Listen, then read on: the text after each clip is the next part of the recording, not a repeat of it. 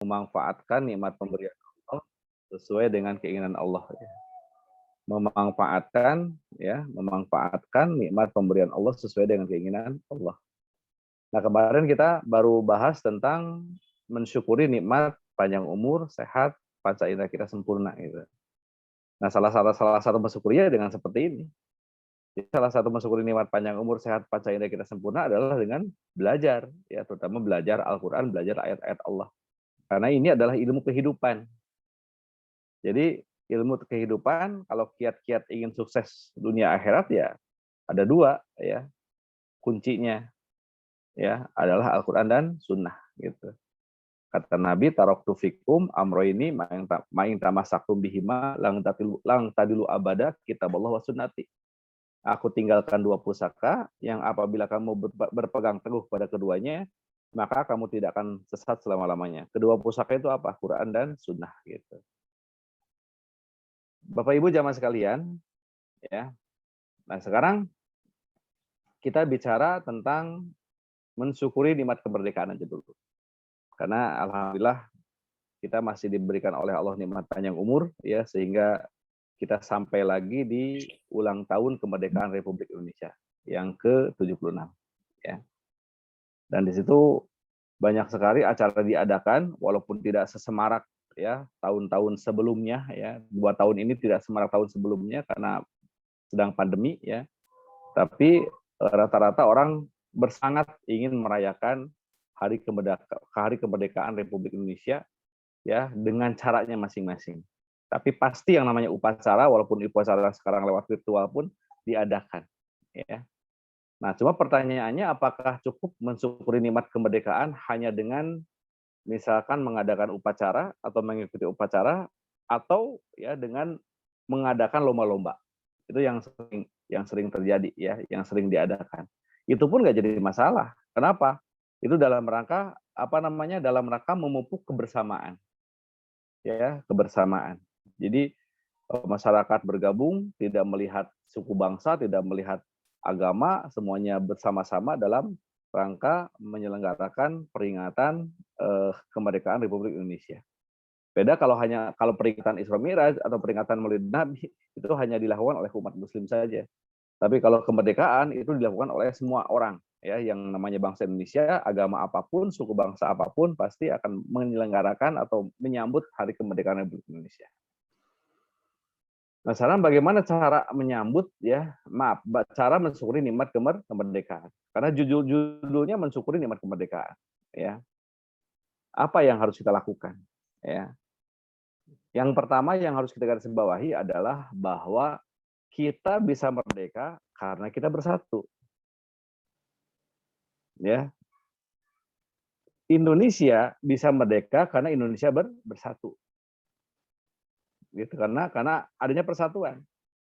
Ya, dan ternyata untuk menumbuhkan kesadaran supaya masyarakat Nusantara ini bersatu itu nggak mudah. Nggak mudah, ya. Jadi dulu para pendahulu kita, nenek moyang kita berusaha untuk menumbuhkan kesadaran.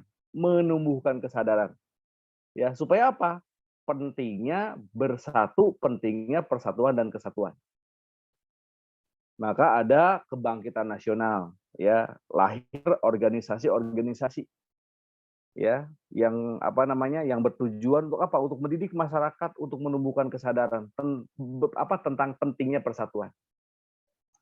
Dan alhamdulillah, ya, 20 tahun kemudian, ya, tahun 1928, maka ada yang namanya Sumpah Pemuda. Sumpah Pemuda itu hanya dihadiri oleh beberapa orang, ya. Tidak seperti sekarang deklarasi, ya, deklarasi organisasi A misalkan dihadiri sampai ribuan orang gitu. Ya, kalau Sumpah Pemuda hanya dihadiri oleh beberapa orang saja. Tapi luar biasa. Ya, sumpahnya ini untuk mempersatukan Nusantara menjadi Indonesia, ya, itu berhasil. Ya. Walaupun hanya perwakilan dari suku-suku yang ada di Indonesia. Gitu. Nah, sekarang pertanyaannya, ya, hanya beberapa orang tak bisa mempersatukan. Kalau begitu yang mempersatukan hati bangsa Indonesia siapa? Ya Allah.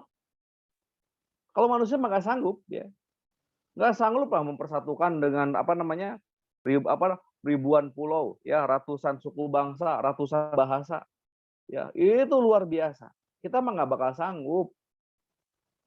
Bahkan di dalam Al-Quran, seandainya kita punya punya harta yang banyak, ya, kemudian kita korbankan untuk mempersatukan hati manusia, itu nggak mungkin, nggak bisa, nggak bisa, ya. Itu di surat di surat 8 ayat 63.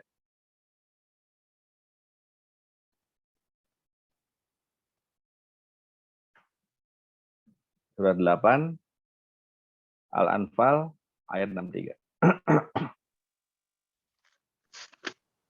Nah, silakan. Alhamdulillah. Ada? Dan dialah Allah yang mempersatukan hati mereka, orang yang beriman, walaupun kamu menginfakkan semua kekayaan yang berada di bumi, niscaya kamu tidak dapat mempersatukan hati mereka. Tetapi Allah telah mempersatukan hati mereka. Sungguh Dia Maha Perkasa lagi Maha Bijak. Wa allafa baina qulubihim. Dan yang mempersatukan hati mereka adalah Allah, ya. Jadi yang bisa mempersatukan hati kita siapa? Allah. Jadi yang mempersatukan hati bangsa Indonesia siapa? Allah. Walaupun kamu membelanjakan semua kekayaan, seandainya kita banyak kekayaan kita segunung, emas semua, ya, yang berada di bumi, kata Allah, niscaya kamu tidak dapat mempersatukan hati mereka. Tetapi Allah telah mempersatukan hati mereka. Sesungguhnya Allah Maha Perkasa lagi Maha Bijaksana. Jadi yang bisa mempersatukan hati manusia siapa? Allah. Jadi kalau begitu yang bisa mempersatukan Indonesia, sehingga yang tadinya kerajaan-kerajaan kemudian dijajah oleh Belanda, kemudian bersatu, siapa yang mempersatukan hati manusia atau hati bangsa Indonesia? Allah. Allah. Ya, bayangin, Sumpah Pemuda kan hanya beberapa orang saja, bukan deklarasi yang dihadiri oleh jutaan orang, maaf, oleh ribuan orang. Ya, gitu. Emang nggak bakal sanggup. Dan ini ternyata nikmat yang luar biasa yang Allah berikan kepada kita. Ini nikmat. Ini nikmat. Ya. Kita lihat surat 3 ayat 103.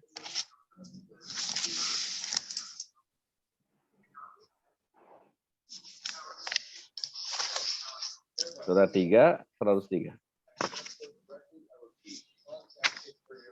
Mangga.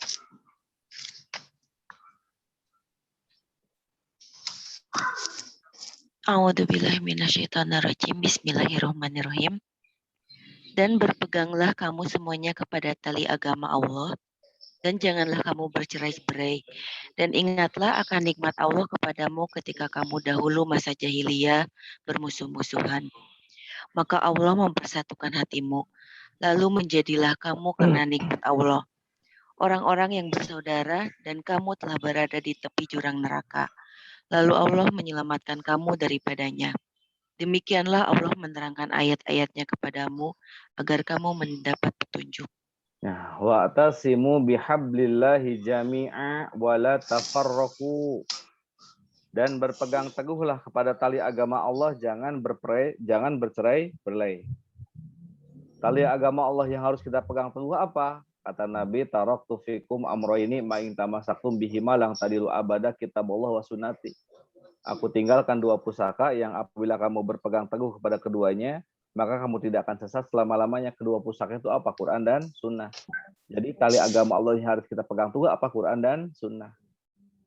Nah, kalau kita berpegang teguh kepada tali agama Allah, kata Allah, wala tafarruqu, jangan bercerai-berai. Jadi yang berpegang teguh pada Quran dan Sunnah jangan bercerai-berai. Jadi kalau ada orang yang yang merasa melaksanakan Quran dan Sunnah secara kafah, tapi musuh-musuhan, tapi berselisih, napasnya napas perpecahan, mohon maaf, ada yang tidak beres.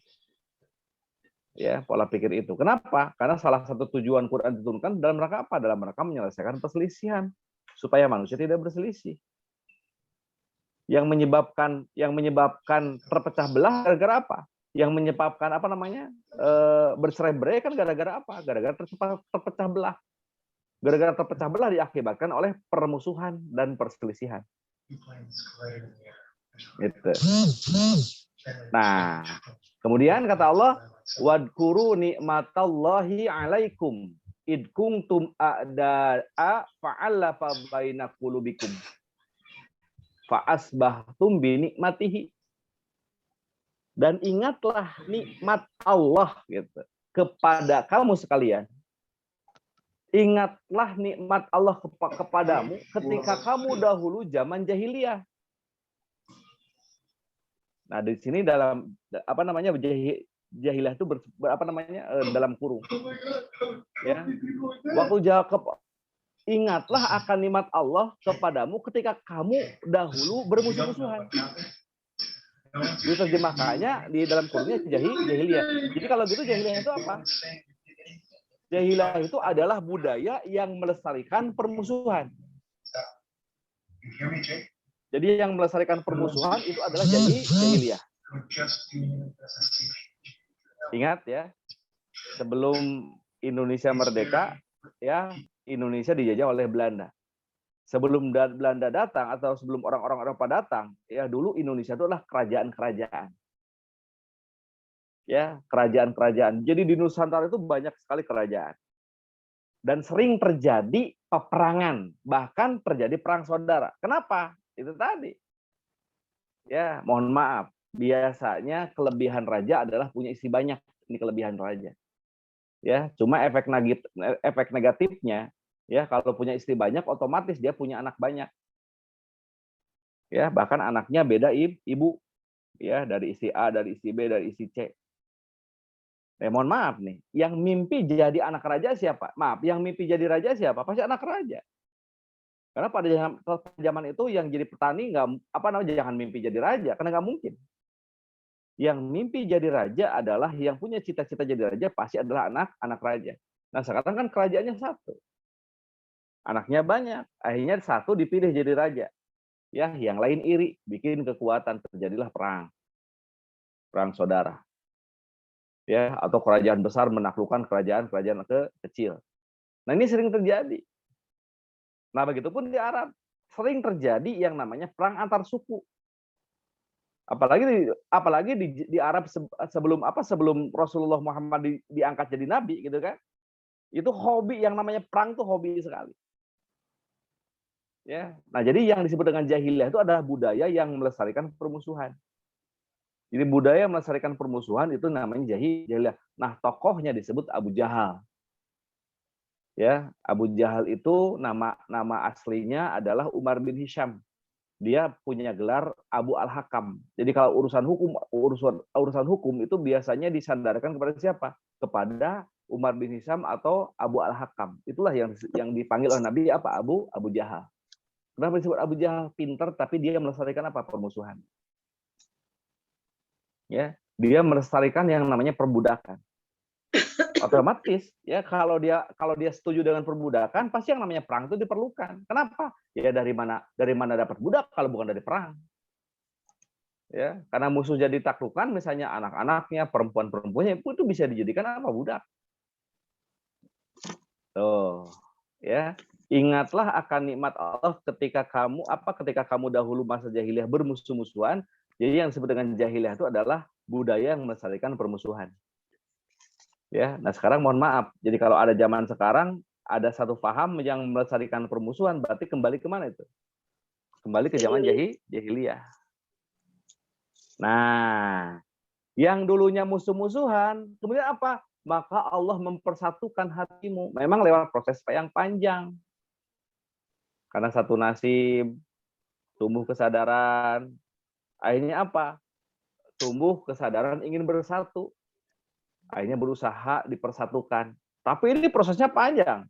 Ya, dari 08 gitu kan kebangkitan nasional ke tahun 28, berarti 20 tahun. Ya, untuk menumbuhkan kesadaran sehingga bersatu 20 tahun. Bukan waktu yang sedikit. Nah, setelah bersatu lalu menjadikan kamu karena nikmat Allah itu bersaudara. Jadi ternyata ketika Allah mempersatukan hati kita kemudian kita bersaudara, itu adalah nikmat Allah.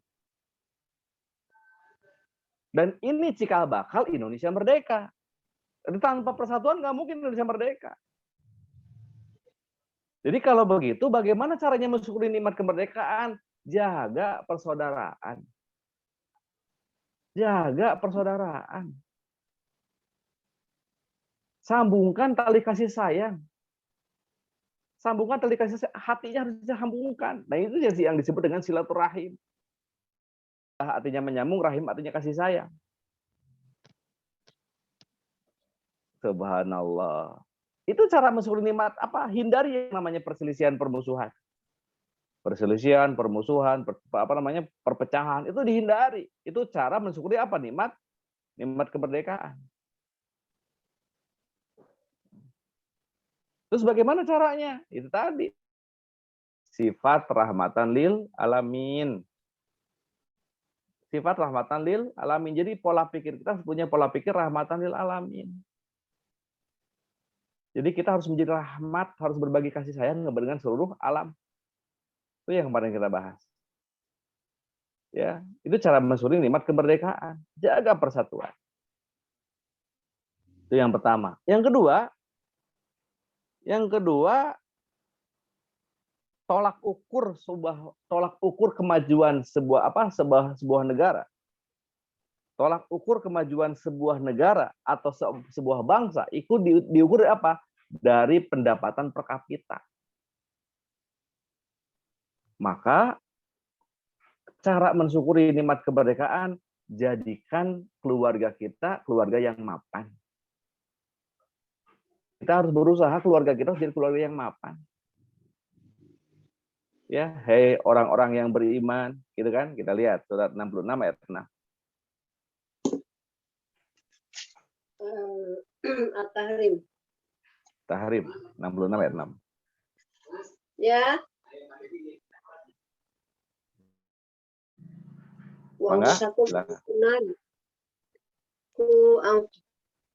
Jagalah dirimu dan keluargamu dari api neraka. Itu ya, Ustaz. Ya, betul. Terus? Jagalah dirimu, orang yang beriman, jagalah dirimu dan keluargamu dari api neraka yang bahan bakarnya manusia dan batu. Atasnya ada malaikat yang diladun tuh, yang kasar, yang keras, yang tidak bermaksiat kepada Allah, apa yang diperintahkan kepada mereka dan mengerjakan apa yang mereka diperintahkan. A'udzubillahi minasyaitonirrajim. Bismillahirrahmanirrahim. Ya ayyuhalladzina amanu qu anfusakum wa ahlikum nar. Hei orang-orang yang beriman, peliharalah dirimu dan keluargamu dari api neraka. Neraka itu artinya penderitaan. Tempat yang penuh dengan penderitaan adalah neraka. Ya, jadi kalau neraka dunia ya penderitaan. Jadi kasarnya Allah pesan, hei orang-orang yang beriman, jaga dirimu dan keluargamu jangan sampai menderita gitu. Kebalikan menderita apa? Ya bahagia.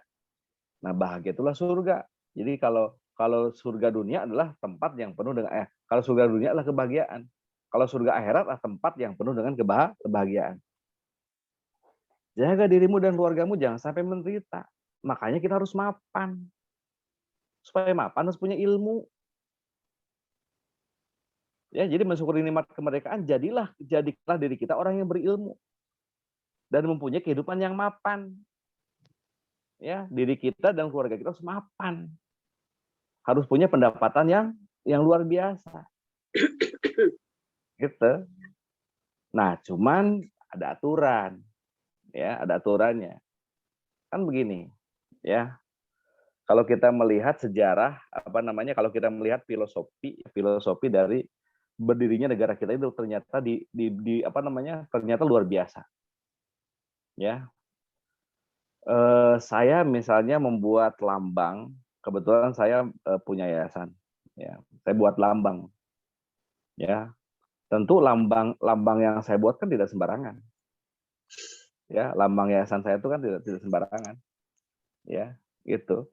Ya contoh misalkan Bu Tatika kan ada rumah-rumah haji ya, atau namanya, itu kan juga ada lambangnya. Tentu ketika kita buat lambang itu nggak sembarangan. Jadi di lambang itulah gambaran cita-cita kita, keinginan kita, harapan kita ketika membuat sebuah yayasan.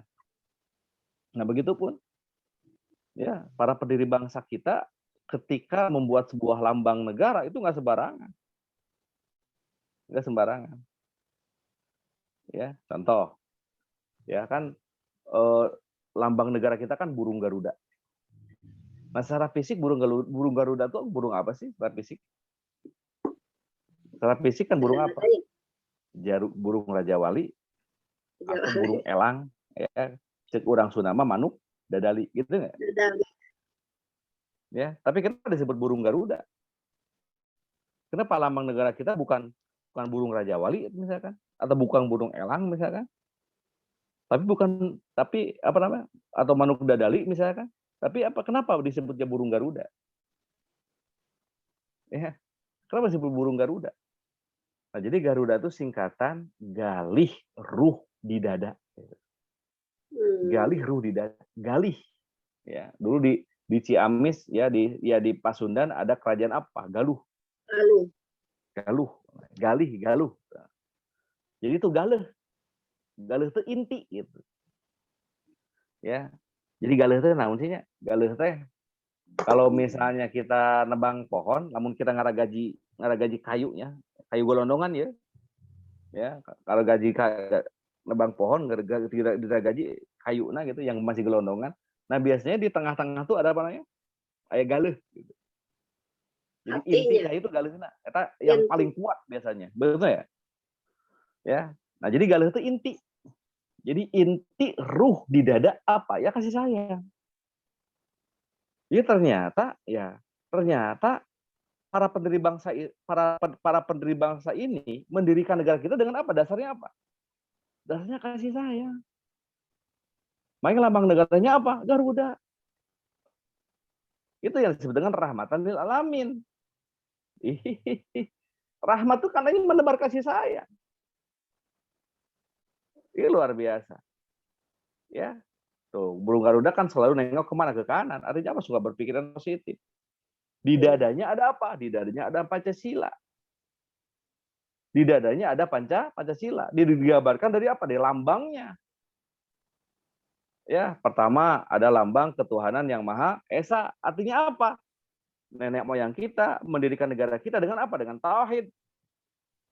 Jadi yang diajarkan kepada masyarakat apa? Jangan tauhid, jangan mempersekutukan Allah. Nah, mempersekutukan Allah kemarin sudah saya bahas ya, tentang musyrik kemarin. Sudah saya bahas. Ya. Jadi ada kalimat tauhid la ilaha illallah. Tidak ada ilah selain Allah, tidak ada sembahan selain Allah, tidak ada yang lebih dicintai selain Allah, tidak ada yang dominan di hati kita kecuali siapa? Allah. Tidak ada yang dominan di hati kita kecuali siapa? Itu makna daripada la ilaha illallah. Nah, sekarang Allah itu siapa? Nah, ini Allah nih. Ya, surat 6 ayat 12. Surat 6 ayat 12.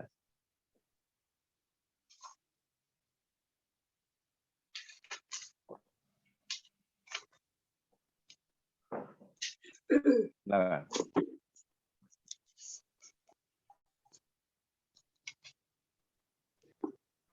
A'udzu billahi minasyaitonir rajim.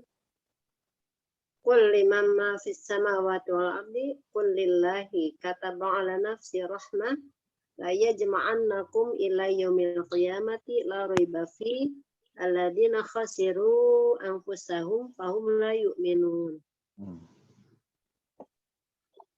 Terusnya mangga dia. Katakanlah Muhammad, milik siapakah apa yang di langit dan di bumi? Katakanlah milik Allah. Dia telah menetapkan sifat kasih sayang pada dirinya. Dia sungguh akan mengumpulkan kamu pada hari kiamat yang tidak dilakukan lagi. Orang-orang yang merugikan dirinya, mereka itu tidak beriman. Kataba ala nafsihi rahmah. Allah telah menerapkan dirinya apa? Kasih sayang. Jadi kalimat tauhid la ilaha illallah, tidak ada yang lebih dominan di hati kita Kasih sayang. Jadi dorongan hati kita itu selalu apa? Selalu kasih sayang. Kalau di hati sudah ada kasih sayang, maka akan tumbuh dua apa? Dua perilaku. Pertama, dua sifat. Sifat apa? Sifat peduli dan tanggung jawab. Sifat peduli dan tanggung jawab. Dari sifat peduli dan tanggung jawab akan tumbuh yang namanya sifat apa? Jujur, amanah. Lahirlah yang disebut dengan lahirlah setelah jujur amanah apa? Kedisiplinan. Tuh. Itu negara kita dibangun dari itu, dari tauhid. Ya, itu wujudnya apa? Ya, wujudnya kasih sayang, wujudnya perbuatan baik. Wujudnya kepedulian dan tanggung jawab. Jadi kalau ada hadis yang mengatakan apa namanya? Barang siapa yang wafat dalam keadaan barang siapa yang wafat mengucapkan la ilaha illallah dakhalal jannah. Hadis itu sahih. Nah, cuma yang harus digarisbawahi, mohon maaf, tidak hanya sebatas mengucap, mewujudkan ya la ilaha illallah dalam kehidupan kita. Wujudnya apa? Wujudnya adalah kepedulian dan tanggung jawab. Itu wujud daripada Ar-Rahman Ar-Rahim. Bapak Ibu hadirin yang berbahagia, kalau semua pekerjaan didasari rasa kepedulian tanggung jawab, beres nggak kira-kira? Beres. Ada seorang guru, ya, dia mengajar dengan penuh kepedulian dan tanggung jawab. Ada seorang presiden penuh dengan kepedulian dan tanggung jawab. Apapun proporsinya, kalau didasari kepedulian dan tanggung jawab, beres nggak kira-kira, Bu? Beres.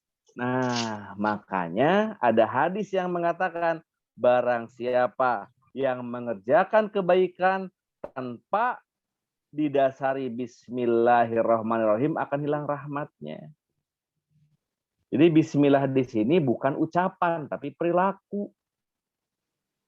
Perilaku yang bagaimana? Perilaku perbuatan baik itu harus didasari apa? Didasari Ar-Rahman Ar-Rahim. Didasari nama Allah Ar-Rahman Ar-Rahim. Yang punya sifat Ar-Rahman Ar-Rahim, wujudnya apa? Wujudnya adalah tindakan perbuatan yang didasari kepedulian dan tanggung jawab. Kalau dasarnya sudah kepedulian dan tanggung jawab, mohon maaf, tidak akan lihat bos lagi. Dia akan semangat ketika bosnya nggak ada. Kenapa? Karena peduli dan tanggung jawab. Di hatinya apa? Ada Ar-Rahman Ar-Rahim. Itu yang disebut dengan Bismillahirrahmanirrahim. Itu ya negara itu yang disebut dengan yang pertama. Menumbuhkan itu luar biasa. Kalau sudah kepedulian dan kalau sudah sifat peduli dan tanggung jawab tumbuh, maka masuk ke sila yang kedua, kemanusiaan yang adil dan beradab. Pasti wujudnya apa? Perbuatan baik, menjunjung tinggi kemanusiaan. Nah, disitulah lahir sifat-sifat baik, sabar, syukur, lahir di situ. Ini luar biasa. Nah, kalau sudah kesadaran tumbuh nih, ya sudah kesadaran tumbuh, saling tolong menolong, saling bantu, nah insya Allah akan tumbuh yang namanya persatuan Indonesia, kebersamaan, persaudaraan tumbuh sehingga Indonesia bersatu, ya Indonesia bersatu, ada persatuan Indonesia, ya. Nah kemudian dalam menghadapi persoalan, terutama persoalan kepemimpinan, ya dimusyawarahkan kerakyatan yang dipimpin oleh hikmah dalam kemusyawaratan perwakilan. Dalam rangka apa? Dalam rangka mewujudkan keadilan sosial bagi seluruh rakyat Indonesia. Adil. Kalau sudah adil, ya aman. Nah, kenapa sebuah negara nggak aman? Ya karena nggak adil. Jadi kesenjangan antara yang kaya dengan yang miskin itu jauh. Yang sejahtera gitu kan. Yang kaya banget, gitu, yang miskin banget. Itu yang menimbulkan apa? Yang menimbulkan ketidakamanan. Kenapa? Banyak orang iri. Kenapa? Apalagi yang mohon maaf tidak punya pekerjaan. Nekatlah berbuat jahat. Itu tidak tercapai keadilan sosial bagi. Nah, kalau itu sudah kalau sudah terbentuk nih, ya Pancasila sudah di dada, sudah wujud dalam kehidupan, insya Allah Bhinneka Tunggal Ika terjaga. Ya, tetap bersaudara dalam keberagaman, luar biasa. Ya, kemudian apa? Sayapnya menandakan apa? Tanggal kemerdekaan. Ya, ekornya bulan kemerdekaan, bulan Agustus. Kemudian di bulu di dadanya menunjukkan tahun. Kenapa? Semangatnya harus semangat kita harus kembali ke semangat 45. Oh, kenapa semangat 45? Mereka para pahlawan bangsa kan apa namanya? Sudah telah berkorban. Dia tidak berpikir saya harus menikmati kemerdekaan, tidak. Walaupun saya harus mati, nggak apa-apa. Yang penting anak cucu kita merdeka. Ikhlas itu namanya. Ini wujud daripada ayat ini nih, surah 76 ayat 9. 76 ayat 9. Al-Insan. Ya.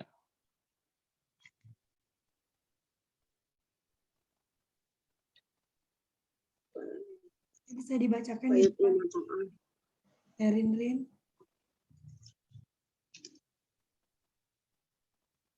Innama nut'imukum liwajhillah itu. Ya, betul. A'udzubillahi minasyaitonir rajim. Innama nut'imukum liwajhillahi la nuridu minkum jazaa'an wala syukura. Sesungguhnya kami memberi makan kalian karena ridho Allah.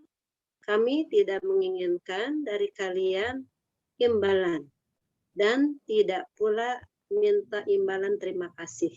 Nah, gitu. Jadi para pahlawan dulu kan berbuat baiknya, berkorban namanya juga. Tidak berharap balasan ucapan terima kasih. Tidak berharap balasan yang lebih banyak lagi kan. Surah 74 ayat 6. 74 ayat 6.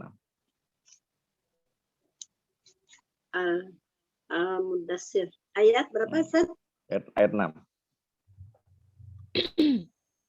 Wa tamnun tastakthir.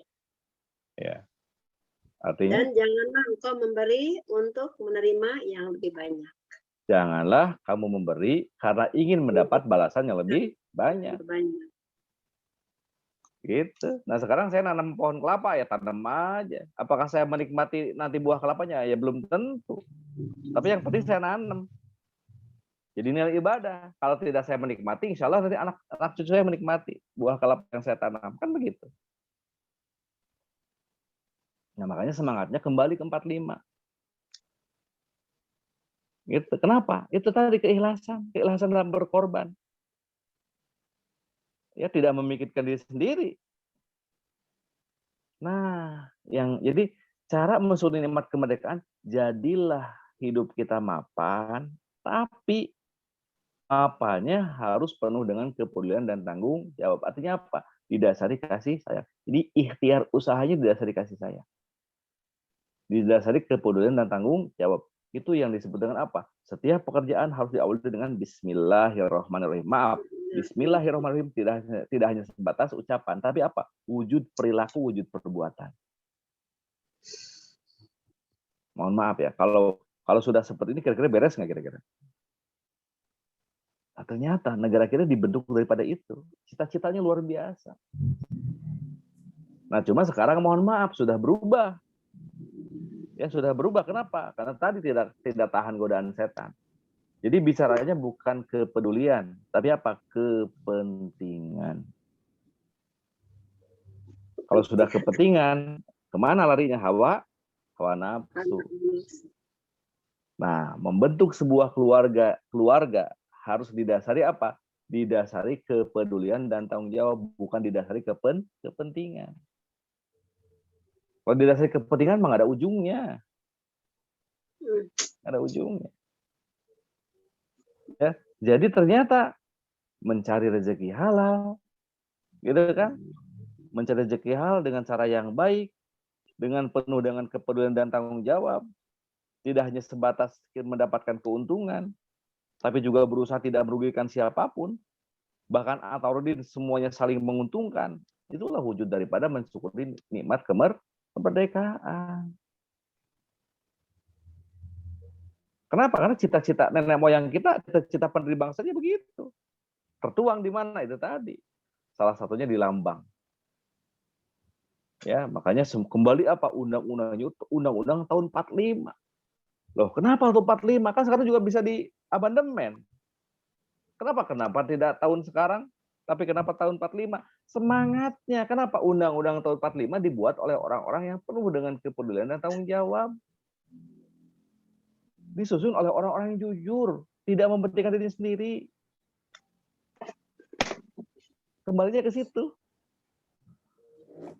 Subhanallah. Tuh, dua. Tuh. Mensyukuri nikmat kemerdekaan. Ya, jadikanlah diri kita dan keluarga kita jadi orang yang berilmu, kemudian berhidup maafan. Nah, cuma ada aturan. Kan mohon maaf, tidak hanya sejahtera, harus bahagia juga. Makanya doa kita mudah-mudahan kita diberikan kesehatan, keselamatan, kesejahteraan, kemakmuran dan kebahagiaan. Itu doa saya. Tetap ujungnya harus bahagia. Nah, kita bisa bahagia, kesejahteraan dan kebahagiaan kalau apa? Kalau mendapatkan kesejahteraannya sesuai dengan aturan. Kalau kesejahteraan ini sama dengan kesenangan dunia. Atau sama dengan apa? Sama dengan keinginan. Kan gini ya. Apa namanya? Jadi kalau kesenangan ingin berbuah kebahagiaan, syaratnya apa? Syaratnya mendapatkan kesenangannya harus sesuai dengan aturan. Sekali lagi. Kalau kesenangan ingin berbuah kebahagiaan, maka cara mendapatkan kesenangannya harus sesuai dengan apa? Sesuai dengan aturan. Kalau tidak sesuai dengan aturan, tidak akan berbuah kebahagiaan. Ya. Contoh misalkan, salah satu kesenangan hidup manusia apa? Kan punya anak. Betul nggak? Makanya saya sampaikan kemarin di materi apa namanya? Fitrah manusia. Di materi fitrah manusia. Masih ingat nggak? Begitu manusia terlahir memberikan apa? Kesenangan. Memberikan kebahagiaan. Begitu nggak? Orang kena bahagia nggak? Iya. Ya misalkan dulu suami ibu begitu ibu melahirkan anak, suami ibu bahagia ketika ibu melahirkan anak, kira ibu bahagia nggak, Bu? Bahagia sekali. Bahagia. Kenapa ibu bahagia? Karena punya suami. Nah, itu. Karena punya suami. Artinya apa? Artinya hamilnya, melahirkannya punya suami. Artinya sesuai dengan aturan. Jadi kalau hamilnya tidak sesuai dengan aturan, tidak punya suami, kan bukan kebahagiaan, tapi penderitaan. Nah gitu. Jadi mendapatkan kesenangan apapun, gitu kan, mendapatkan uang yang banyak, penghasilan yang banyak, ini dapat itu. Kalau sesuai dengan aturan, ini akan menjadi sarana kebahagiaan. Kalau cara mendapatkannya sesuai dengan aturan. Jadi cara menikmati cara mensyukuri nikmat kemerdekaan, berusahalah, silahkan kejar dunia, tapi dengan cara apa? Sesuai dengan aturan. Dasarnya apa? Dasarnya kasih sayang. Mengerjakan perbuatan apapun, dasarnya kepedulian dan tanggung jawab. Ya, kalau saya guru ya saya ngajarnya penuh dengan kepedulian dan tanggung jawab. Yang penting ngajar. Udah masuk kelas, udah kasih tugas, kita menongkrong aja gitu. Gitu, ini misalnya nih kalau saya guru, gitu kan, yang penting ngajar, melaksanakan tugas selesai. Ya, toh rajin tidak rajin gajinya sama. Gitu kan, rajin tidak rajin gajinya sama.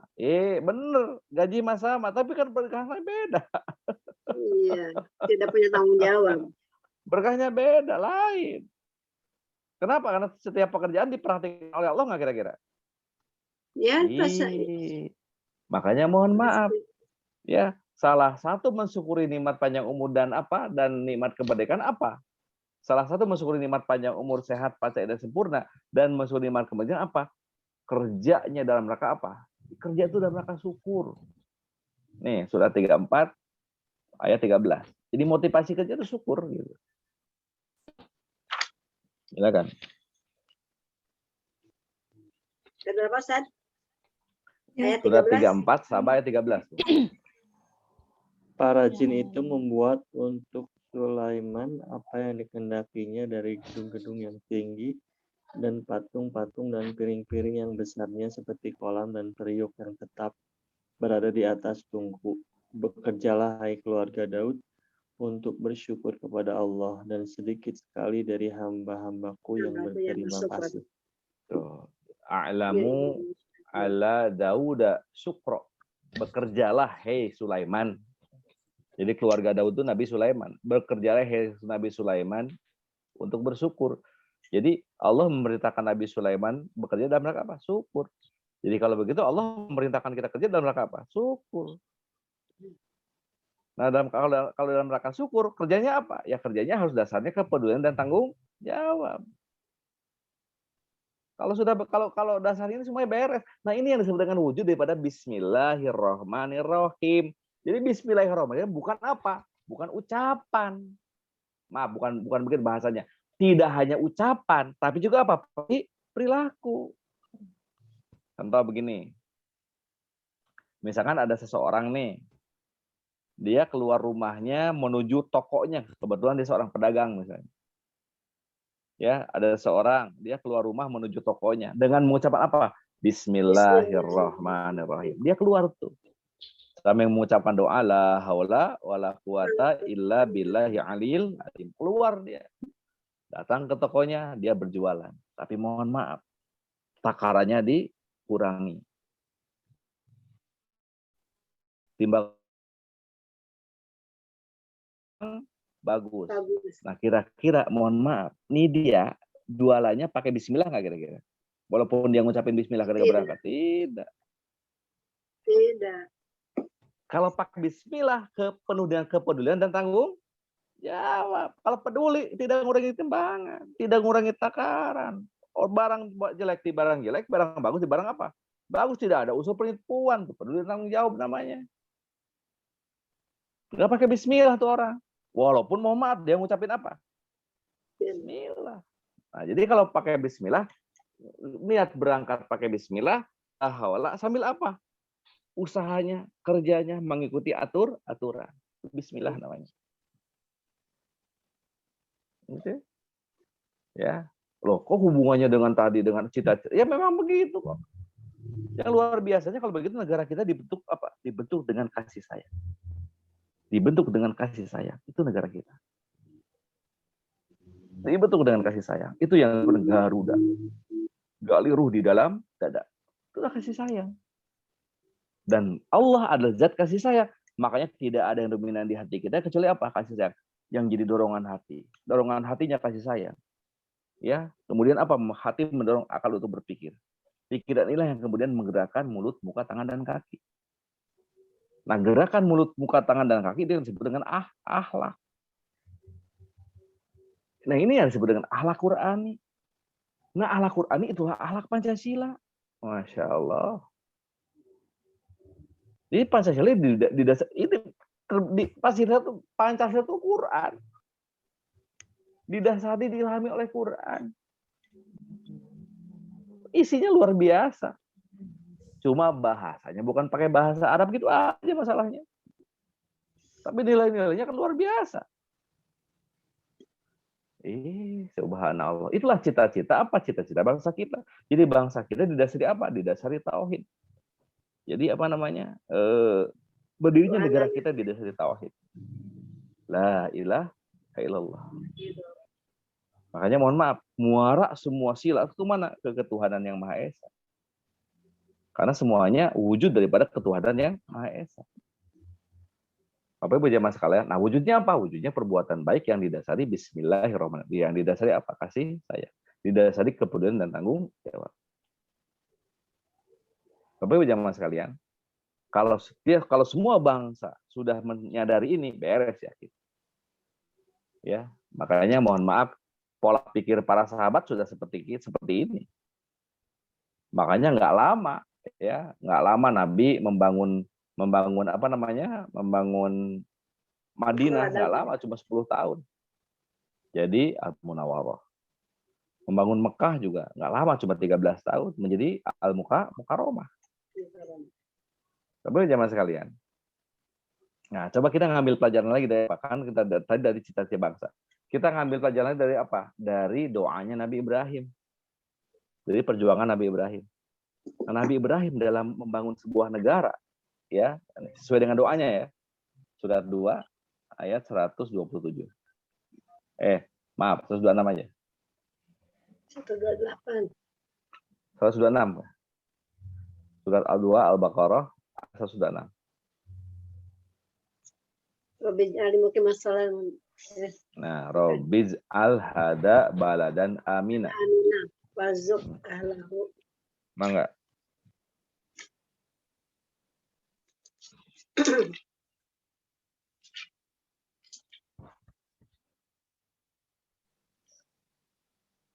Baik qala Ibrahim rabbi'al hadza baladan aminan warzuq ahlahu minas samarati man amana minhum billahi wal yawmil akhir. Dan Ibrahim telah berdoa, ya Tuhanku, jadikanlah negeri ini yang aman dan berikanlah, anugerahkanlah rezeki penduduknya buah-buahan bagi orang yang beriman di antara mereka kepada Allah dan kepada hari akhir. Wa man kafara fa ummatu qalim, barang siapa yang kufur, maka aku berikan dia kenikmatan qalilan sedikit, summa ataruhu, kemudian aku akan paksa dia ila adabin nar, ke dalam siksa api neraka. Wa bisa masir, yaitu tempat yang paling buruk kembali, tempat kembali paling buruk. Jadi yang dibangun Nabi Ibrahim apa dulu? Kan keamanan dulu. Negeri yang aman. Al-hada baladan amina. Aminah. Nah, supaya aman, ya berarti ikhtiarnya apa? Dipersatukan dulu tuh masyarakatnya. Sebab nggak mungkin aman kalau nggak bersatu. Ya, nggak mungkin aman nggak bersatu. Ya, kalau nggak bersatu timbul apa? Timbul perpecahan. Nah, makanya di tiap RT diadakanlah lomba-lomba. Model kalau di komplek perumahan itu kan kalau di komplek perumahan madrasah itu kan wujud daripada Bhinneka Tunggal Ika. Ya, saya orang Sunda, tetangga sebelah orang mana? Orang Jawa, sebelah sana lagi orang Betawi, sebelah sana lagi ada orang mana tuh? Ya, ada orang Medan, Sumatera Utara yang warga baru. Itu kan wujud daripada apa? Wujud daripada Bhinneka Tunggal Ika. Nah, kemarin waktu Agustusan bareng-bareng tuh. Ya, cuma mohon maaf karena masih pandemi tidak sesemarak seperti biasa. Itu. Ya, tuh yang dibangun Nabi Ibrahim tapi keamanan dulu. Nah, setelah keamanan baru warzuk ahlahu, dan apa? Berilah rezeki. Baru yang dibangun Nabi Ibrahim apa? Ekonomi. Jadi aman dulu bisa membangun ekonomi. Nah, sekarang mohon maaf, di negara-negara konflik nih, gimana sekarang? Bisa membangun ekonomi nggak kira-kira? Nggak bisa. Ini yang saya khawatirkan. Kalau kita tidak mensyukuri nikmat kemerdekaan, yang saya khawatirkan ini. Nauzubillahi mindzalik, jangan sampai terjadi di negara kita. Tapi ini sudah terjadi di negara-negara yang sedang konflik sekarang. Ya, surat 16 ayat 112.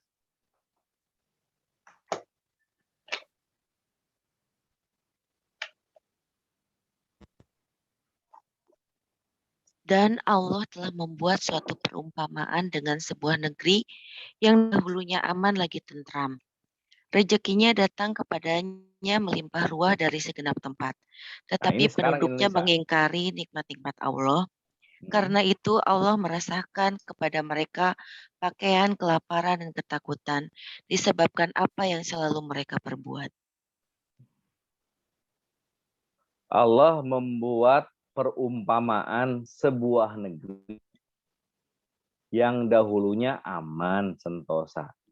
Ya, kan negeri Indonesia sekarang aman sentosa, apa yang kurang? Aman sentosa. Kita ngaji kan aman, nggak ada rasa takut sedikit pun. Ya. Saya tadi sebelum Isya ya, dari maghrib ke Isya kan ngajarin anak-anak tuh, aman, nggak ada yang ganggu. Tadi siang berangkat kemana-mana, ya alhamdulillah nggak ada yang ganggu, aman aja, aman sentosa. Nah, rezekinya melimpah ruah. Nah, sekarang apa yang kita inginkan ada nggak sekarang? Ada. Apalagi di Cikampek di sini, luar biasa. Ya, begitu keluar komplek kanan kiri, udah makanan. Kayak seblak, sebelah kayak ayat tilu level. 4 level kayak apa namanya? Kayak PPKM. Ya, yang martabak telur, mau macam-macam ya nama. Ya mie apa namanya? Mie jeletot apa? Wah ya. Mie setan macam-macam. Apa ada? Ibu mau mobil sekarang ada nggak sekarang? Ada. Gampang. Rezekinya melimpah ruah sekarang. Nah, tapi karena penduduknya mengingkari nikmat-nikmat Allah, nikmat yang mana yang diingkari tadi? Nikmat ketika Allah mempersatukan hati sehingga kamu bersolat. Nikmat itu yang kami ingkari. Banyak orang yang punya pahamnya ingin berselisih, mau bersuhat aja. Ya lihat orang tuh kelihatannya musuh aja. Subhanallah. Itu yang diingkari. Akhirnya apa? Allah menimpakan azab kepada mereka. Berupa apa? Kelaparan dan ketakutan. Jadi dimanapun dia pergi, ketakutan dan kelaparan jadi pakaian. Artinya apa? Kalau jadi pakaian kan dipakai lagi. Kemanapun kita pergi, takut lapar. Di mana itu terjadi? Di negara konflik. Nauzubillahi min dzalik, jangan sampai terjadi di Indonesia kayak gitu. Ya, di sana sini ada ya yang kena begal, ada juga yang terzolimi. Itu kembali kepada akhlak perbuatannya masing-masing sebenarnya. Itu juga sebagai pelajaran ujian. Nah, kembali kita nggak bahas itu. Ya, kembali. Berikutnya kita kembali ke syukur ya. Itu, tadi kita bicara tentang menikmati mensyukuri nikmat panjang umur. Nah, sekarang apa? Nah, sekarang globalnya kemarin kita bicara walaupun tidak tuntas ya, tidak semua, kita bicara mensyukuri nikmat yang langsung pemberian Allah. Contohnya apa? Panjang umur, sehat, panca indera kita sempurna. Yang kedua, ada nikmat pemberian Allah ya lewat sababiyah. Ini nikmat Allah yang diberikan Allah itu ada dua. Satu, nikmat yang langsung diberikan oleh Allah. Yang kedua, nikmat yang diberikan oleh Allah lewat sababiyah. Gitu. Surat 31 ayat 13. Ya. Nah, ini 14 saja. 31 14. Ya nggak apa-apa dari 13 nggak apa-apa. Lagi. Dari 13 nggak apa-apa. 13 14.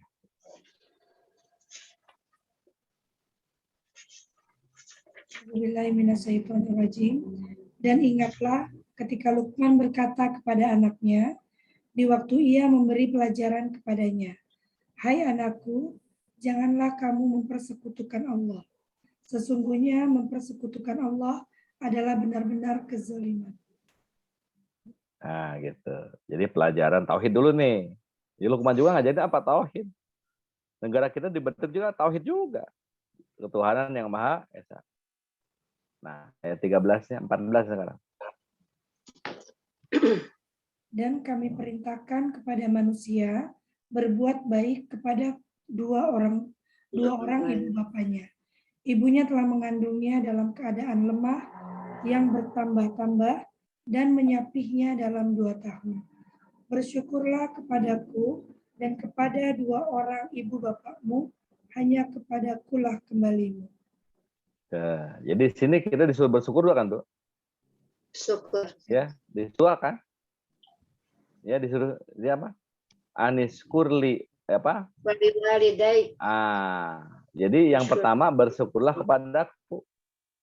Bersyukurlah kepadaku dan bersyukurlah kepada aniskurli walidaika. Gitu kan? Ilayal masyid gini ya. Bersyukurlah kepadaku dan bersyukurlah kepada orang kepada kedua ibu bapakmu. Jadi nikmat di sini ada dua. Ada nikmat yang langsung pemberian Allah. Yang kedua ada nikmat yang diberikan oleh Allah lewat sababiyah. Nah, kenapa ke orang tua dulu? Kenapa? Karena orang tua orang yang paling banyak jasanya. Orang tua yang paling banyak berkorban buat kita. Saya sebagai seorang ayah punya 2 orang anak. Mohon maaf. Ya, atau ginilah, ada nggak cerita orang jual tanah buat sedekah untuk fakir miskin? Ada nggak cerita kita? Saya mau jual tanah. Buat apa, Pak? Buat sedekah fakir miskin, ada nggak kira-kira, Bu? Pernah dengar nggak gitu? Saya, kalau gini pernah dengar nggak? Pernah dengar kalau ini? Saya mau jual tanah. Buat apa, Pak? Buat biaya anak saya sekolah. Ada nggak gitu? Banyak. Nah, gitu. Termasuk saya. Ya, jadi orang yang paling baik, jadi kita yang paling banyak sedekah kepada siapa? Kepada orang dekat, kepada anak kita. Betul nggak? Nah, kenapa itu? Kenapa kepada orang tua?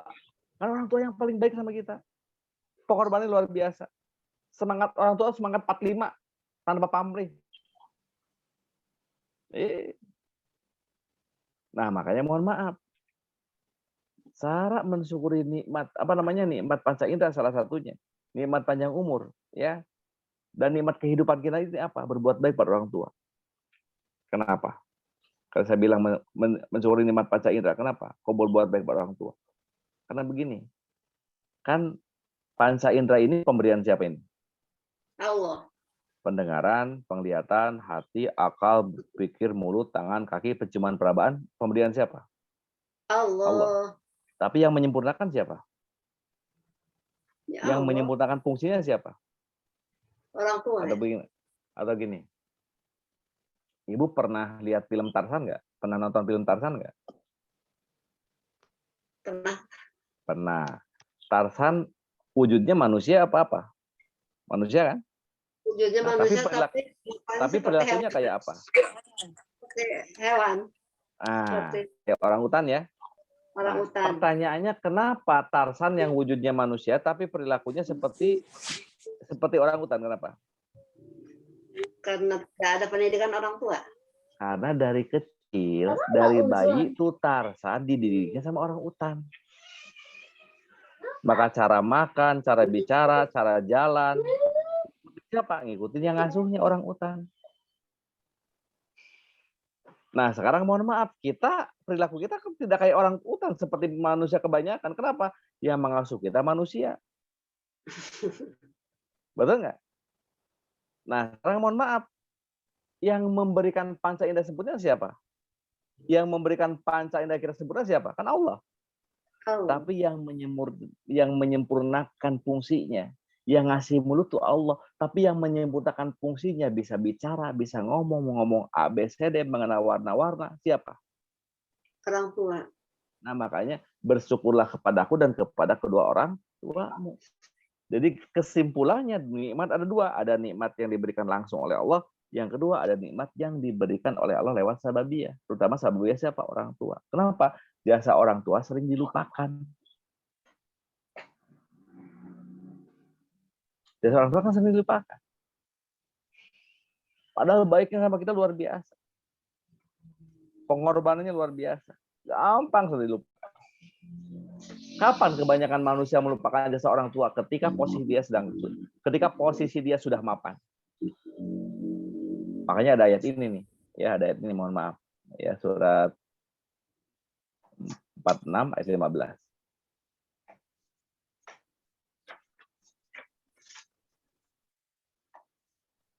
Mangga. Agak panjang ayatnya. Ayat 16. Berapa, Ustaz? 15. 46 Al-Ahqaf ayat 15. Bismillahirrahmanirrahim. Dan kami perintahkan kepada manusia agar berbuat baik kepada kedua orang tuanya. Ibunya telah mengandungnya dengan susah payah dan melahirkannya dengan susah payah pula. Maka masa mengandung sampai menyapinya selama 3 tahun. Selama 30 bulan. Sehingga apabila anak itu telah dewasa dan umurnya mencapai 40 tahun, dia berdoa, ya Tuhanku, berilah aku petunjuk agar aku dapat mensyukuri nikmat-Mu yang telah Engkau limpahkan kepadaku dan kepada kedua orang tuaku, dan agar aku dapat berbuat kebajikan yang Engkau ridhoi, dan berilah aku kebaikan yang akan mengalir sampai kepada anak cucuku. Sungguh aku bertobat kepada Engkau dan sungguh aku termasuk orang muslim. Nah, kami perintahkan kepada manusia supaya berbuat baik kepada orang ibu bapaknya. Ibunya mengandungnya dengan susah payah dan melahirkannya dengan susah payah pula. Mengandungnya sampai menyapihnya adalah 30 bulan. Sehingga apabila ia telah dewasa dan umurnya 40 tahun, nah, jadi ketika si anak itu sudah dewasa umur 40 tahun, si anak itu berdoa, ya Robku, tunjukilah aku untuk mensyukuri nikmat Engkau yang telah Engkau berikan kepadaku dan kepada ibu bapakku, dan supaya aku dapat berbuat amal soleh yang Kau ridhoi, berilah kebaikan kepadaku dengan memberi kebaikan kepada anak cucuku. Nah, kenapa 40 tahun disuruh doanya? Karena 40 tahun usia mapan. Usia mapan, usia yang ketika dia tidak butuh lagi bantuan orang tua. Disitulah banyak anak yang durhaka, melupakan jasa siapa? Orang tua. Makanya wujud syukur apa? Makanya syukur itu artinya apa? Terima kasih. Terima kasih. Jadi kalau kita menerima kebaikan orang tua, ya kita harus ngasih kebaikan sama orang tua. Ini wujud syukurnya. Surat 4 ayat 86. 486.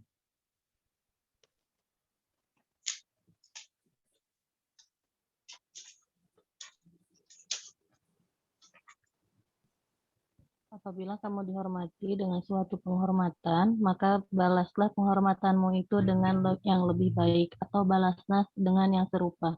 Sesungguhnya Allah memperhitungkan segala sesuatu. Jadi kalau kamu dihormati dengan suatu penghormatan, balaslah dengan balasan yang lebih baik. Jadi kalau orang memberikan satu kebaikan, balas dua kebaikan itu wujud syukur. Minimalnya sama. Atau balaslah dengan yang serupa. Gitu. Jadi mensyukuri nikmat Allah lewat kebaikan orang, ya harus balas dengan kebaikan lagi. Terima kasih. Kita sudah nerima, kita harus ngasih. Itu syukur namanya. Bahkan ngasihnya harus lebih baik. Harus lebih banyak. Makanya ada apa? Ada hadis, kalau ada orang ngucapin salam assalamualaikum, kan dia cuma ngasih doa satu, semoga kamu selamat. Jawab waalaikumsalam warahmatullahi wabarakatuh. Gitu kan? Kita kasih dua. Waalaikumsalam, semoga kamu selamat, warahmatullahi dan dirahmati. Nah, dia ngucapin salam, assalamualaikum warahmatullahi, kita jawab 3. Waalaikumsalam warahmatullahi wabarakatuh. Kalau dia ngasih 2, ya kita kasih 3. Waalaikumsalam warahmatullahi wabarakatuh. Kasih 3, kasih 4. Nah kalau dia ngasih 3, kita kasih 4. Waalaikumsalam warahmatullahi wabarakatuh wa maghfiratuh. Nah, cuma itu jarak. Minimalnya sama. Jadi kalau begitu wujud syukur apa? Atas nikmat yang diberikan oleh Allah lewat orang lain, lewat sababiah. Ya balas kebaikan dengan kebaikan, bahkan dengan yang lebih baik. Artinya apa? Jangan berbuat jahat kepada siapapun. Kenapa? Karena orang-orang yang berbuat baik kepada kita, yang terlihat dan yang tidak terlihat itu banyak yang tidak terlihat. Contoh, Bu, Pak, dari baju yang saya pakai ini, baju yang saya pakai dari tukang jahit. Saya kenal dengan tukang jahitnya. Itu tukang jahit itu berbuat baik sama saya membuatkan baju ini. Berbuat baik. Berbuat baik. Tapi dari tukang jahit ke sananya, tukang jahit kan dari kain. Ya, dia bisa ngejahit apa? Kain, ada benangnya, ada mesinnya. So, yang buat kain siapa, yang buat mesinnya siapa? Oh, subhanallah. Dari baju yang saya pakai, kira-kira terlibat ratusan tangan manusia nggak itu? Iya. Terlibat. Jadi kalau begitu dari baju yang saya pakai, dari nikmat baju yang saya pakai, kira-kira dari orang yang baiknya banyak yang kita kenal atau yang tidak kita kenal? Tidak. Kita. Yang saya kenal mah ya tukang jahitnya aja. Ya, dari tukang jahit ke sana saya nggak tahu. Makanan di hadapan kita yang tinggal makan. Ya. Iya, makanan itu. Tuh, dari makanan yang kita makan, ratusan tangan manusia yang terlibat. Iya, betul. Betul nggak? Kira-kira mohon maaf, yang menghantarkan makanannya tahu hanya itu aja. Tapi dari yang menghantarkan makanan ke sana siapa? Kurir. Oh, subhanallah. Ratusan, mungkin bisa jadi ribuan tangan manusia yang terlibat. Makanya wujud kita bersyukur atas nikmat Allah yang diberikan oleh lewat sababiyah. Jangan berbuat jahat kepada siapapun. Siapa tahu orang kita jahati adalah orang-orang yang pernah berjasa dalam hidup kita, walaupun tidak kita sadari. Oh, ternyata dia adalah orang yang berjasa. Apa namanya? Menanam sayuran. Yang sayuran itu kita makan. Bisa nggak begitu? Siapa yang tahu? Makanya berbuat baik pada siapapun, ya itu. Jangan jahat pada siapapun, wujud syukur. Ya, harusnya terima kasih. Jangan sekali-kali kita merupakan jasa orang lain. Alhamdulillah, tinggal 10 menit lagi. Ada pertanyaan, silakan.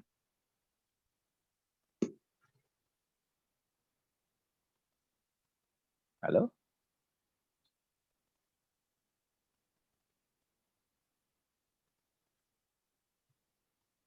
Alhamdulillah, pada paham berarti. Pada pertanyaan, pada apa semua. Pada mikir. Mikir nanya. Menjawab ya. Ya, itulah syukur sebenarnya sederhana aja. Ya.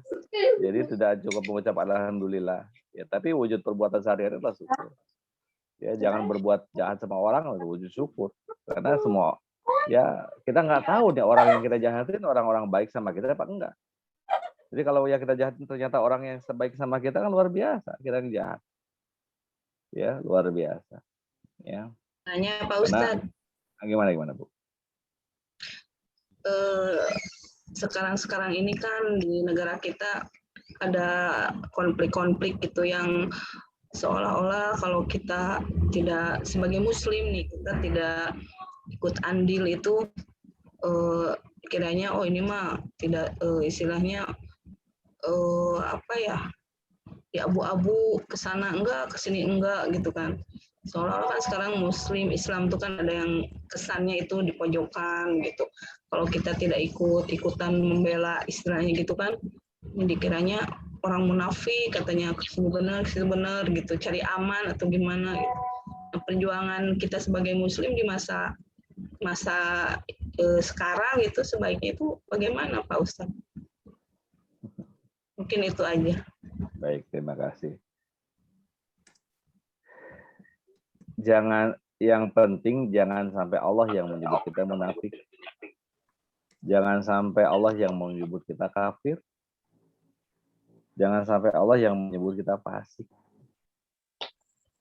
Jangan sampai Allah yang menyebut kita sesat. Ya. Orang boleh aja mengatakan begitu, sebab mohon maaf ya, kalau orang yang pola pikirnya bijaksana itu nggak mungkin mengkafir-kafirkan orang. Kenapa? Karena dasarnya fasik munafik itu mohon maaf, itu adalah sifat. Kan sifat itu bisa ada pada diri kita. Bisakah sifat munafik ada pada diri kita? Contoh, kalau sifat munafik kecil-kecilan aja dah. Ya, kecil-kecilan ya. Surat 4 142.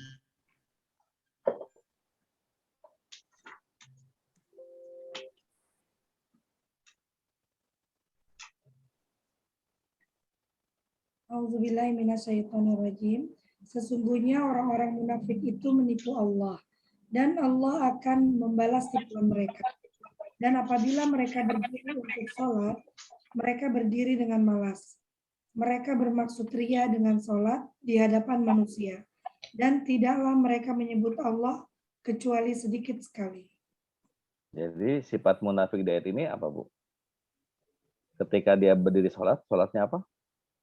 Malas. Sering terjadi nggak dalam diri kita? Ya jangan jauhin itu aja dulu. Makanya mohon maaf, modalnya supaya kita yakin apa yang kita kerjakan adalah benar. Wala taku malai salakabihi ilmun. Berbuat sesuatu harus pakai apa? Ilmu. Harus pakai ilmu. Surah 17:36. Munafik terima kasih di mata jelema makan baik. Ngecek Allah munafik. 17:36 silakan. Dan janganlah kamu mengikuti apa yang kamu tidak mempunyai pengetahuan tentangnya.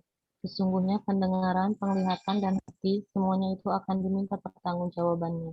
Nah, wala taqu ma laysa laka bihi ilmun. Inna sam'a wal basara wal fu'ada kullu ulaika kana anhu mas'ula. Ya, janganlah kamu mengikuti sesuatu tanpa ilmu. Makanya kita harus punya ilmu tuh gitu.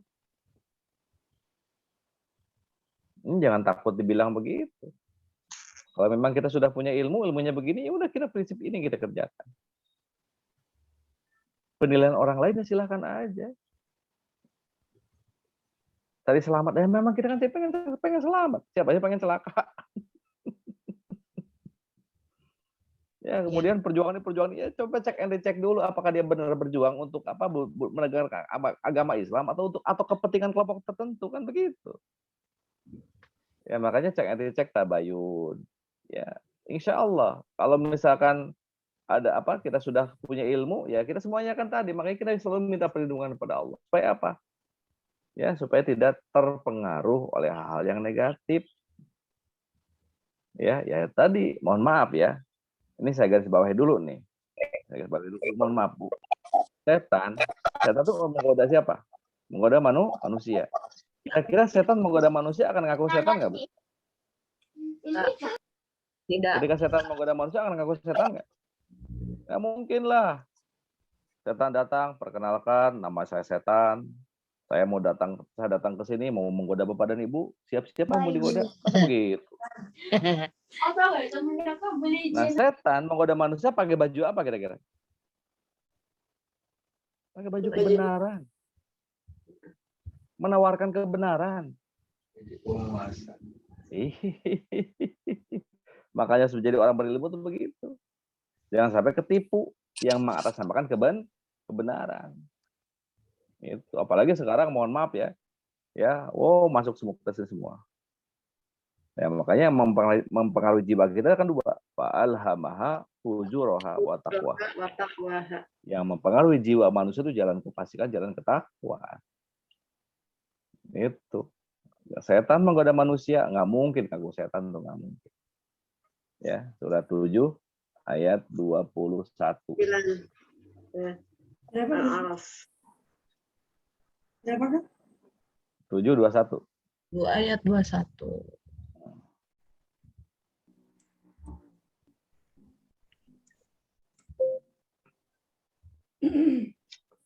Allahumma.